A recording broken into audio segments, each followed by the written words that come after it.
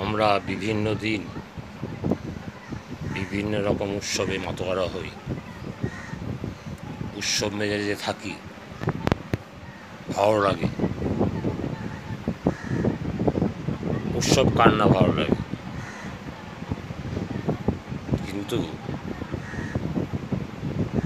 3 ঘন্টা পর পর যে পেটটা মোচড় মারে, সেই উৎসবের জন্য মাতোয়ারা হওয়া কোনো মিটিং মিছিল,